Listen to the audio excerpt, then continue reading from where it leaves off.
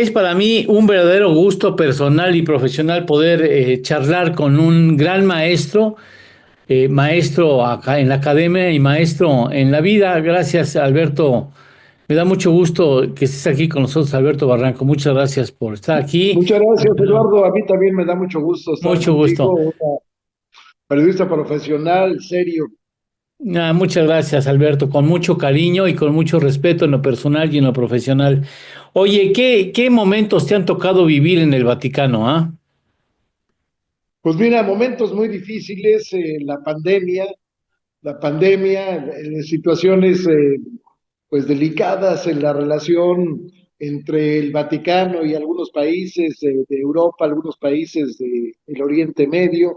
Pero bueno, ahora la noticia es la muerte del Santo Padre, ¿no? Que no era una noticia realmente inesperada. Era evidente que el Papa tenía ya un cansancio extremo.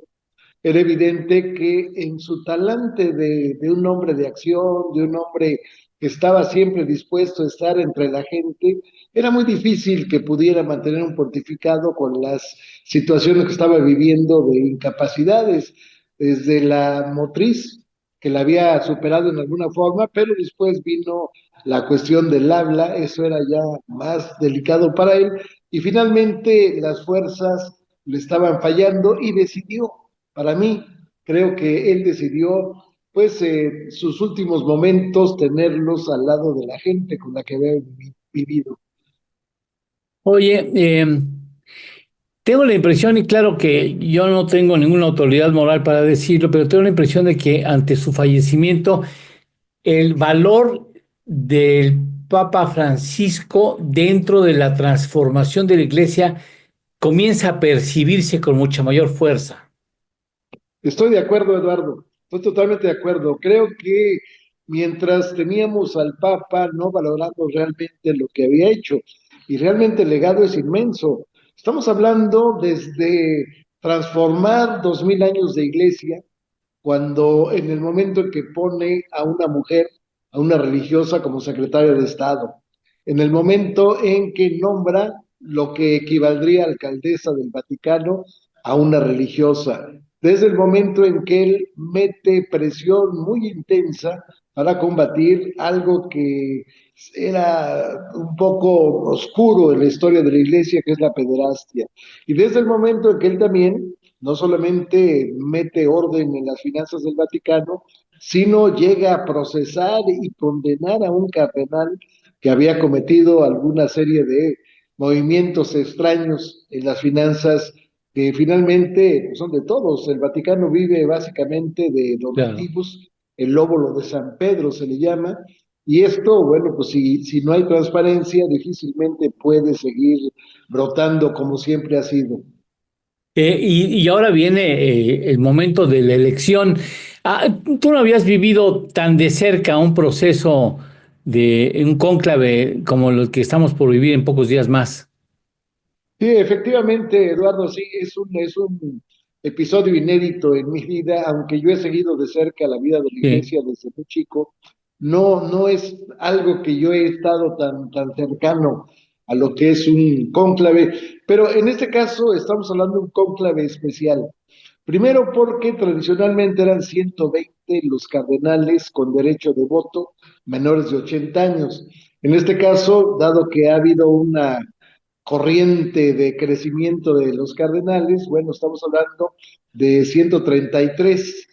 Estamos hablando también de un proceso que en alguna ocasión, hace muchos años, muchos, más de 1000 años, se prolongó durante 2 años. No había papa, hicieron un cónclave en un lugar cercano, aquí en Viterbo, una ciudad cercana a Roma. Resulta que no se ponían de acuerdo durante 2 años hasta que decidieron quitarles los alimentos a los cardenales y entonces ya surgió el humo blanco. Ahora, esto ya no va a pasar. Si bien las últimas elecciones han sido breves, relativamente 3, 4, 5 días, en este caso el plazo sería de 9 días. Si a los 8 días no se han puesto de acuerdo, los últimos, más bien los que tengan mayor cantidad de votos, los dos que tengan mayor cantidad de votos, se van a una votación ya de uno u otro en el día noveno. Es decir, que si se inicia el 9 el cónclave, estaríamos hablando, perdón, el 7 el cónclave, estaríamos hablando que el 16 de mayo tendríamos papa, aparecería el humo blanco en la chimenea del Vaticano y la famosa frase de Papa Habemus. Oye, tú llegas como embajador de México ante el Vaticano en 2020 o 2021. En 2020, Eduardo. 2020, en plena pandemia, y tienes la oportunidad de verlo. Yo no sé cómo sea el protocolo. Ya ves que en la diplomacia, digamos, no religiosa, llegan a México y presentan sus respetos y sus cartas al presidente de nuestro país. En este caso, ¿cómo es el protocolo? ¿Tú ante quién te registras? ¿Ante quién vas a entregar el documento que te avala como embajador de nuestro país? Bueno, directamente con el Santo Padre. ¡Ah, qué De padre! acuerdo con el protocolo, es una ceremonia impresionante, Me imagino. porque llegas tú al Vaticano con una cita previa, te recibe la Guardia Suiza, está formada haciendo valla la Guardia Suiza, entras a la habitación de, bueno, a la biblioteca pontificia, ahí te recibe el Papa originalmente con la gente que te acompaña, con los principales directivos del Vaticano, y después pasas a una conversación privada con el Papa que dura aproximadamente, de acuerdo con el protocolo, 20 minutos. En mi caso se prolongó 10 minutos más. Pero bueno, es una ceremonia impresionante. Después hablas con el secretario de Estado, que es la segunda autoridad del Vaticano, y finalmente te llevan a un recorrido por la Basílica de San Pedro, custodiado por la Guardia Suiza. Una ceremonia impresionante, repito, e inolvidable para quien la ha vivido. Ahora, esto te permite, en primer lugar, darle al Papa el escenario de lo que es el país y desde luego qué es lo que se pretende en la relación con el Vaticano.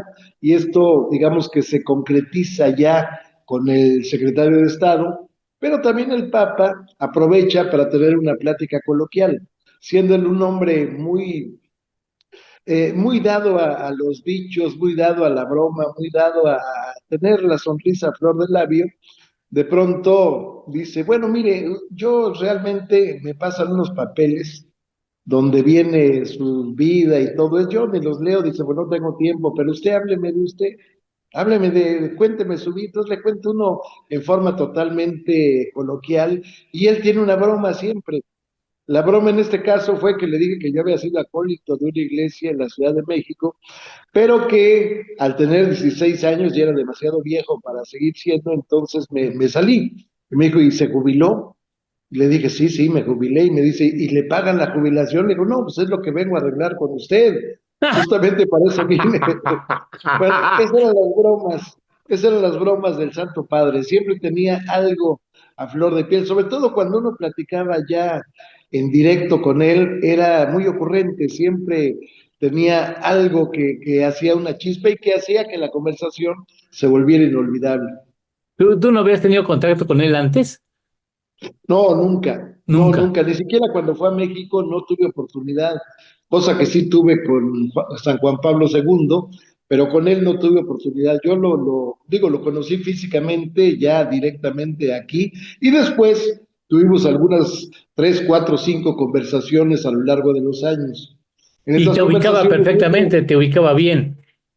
sí, me preguntaba siempre sobre la situación que se está viviendo en México, le interesaba Difícil. mucho la ayuda que el gobierno le daba a los pobres, se le explicaba cómo era el escenario y le interesaba mucho, siempre estuvo pendiente de México. Y sobre todo, la broma era que algún día le regalaron mexicanos que vinieron a una audiencia pública, le regalaron una botella de tequila y le dijeron que pues, el tequila como el mezcal, para todo bien mezcal, para todo mal también. Sí. Entonces le dijeron que con eso se iba a aliviar. Y de ahí en adelante, cada vez que veía un mexicano, decía que si no le traían su tequilita. Siempre era muy, oye, no trajo tequilita.